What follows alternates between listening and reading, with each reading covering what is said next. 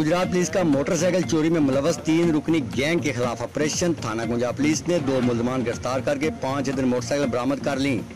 कुंजा के इलाका में मोटरसाइकिल चोरी की वारदातों पर काबू पाने और वारदातों में मुलव्वस मुलजमान की गिरफ्तारी के लिए DPO गुजरात के हुक्म पर DSP सदर सर्कल सईद अहमद की जेर निगरानी SHO कुंजा फरकान शहजाद ने अपनी टीम के हमरा कार्रवाई करके कुंजा और मंडी भावलदीन में मोटरसाइकिल चोरी करने वाले 3 रुकनी बैनुल-ज़िला गैंग के 2 मुलजमान को गिरफ्तार कर लिया, जिनमें मुलजम मोहम्मद अमजद और मुदस्सर अली जो कि भालिया और मंडी भावलदीन के रिहायशी हैं, जिन्होंने दौरान इंटेरोगेशन जिला गुजरात में मोटरसाइकिल चोरी की 6 वारदातों का इंकशाफ किया। वो थाना कुंजा के इलाका में मुख्तलिफ प्लाजो, शापक माल और दीगर जगहों से नए मोटरसाइकिल चोरी करके लेते और बाद अज़ां उसकी हालत तब्दील करके दूसरे अजला में ले जाकर सस्ते दामों बेच देते और वापस आकर नए टारगेट की तलाश में लग जाते थे।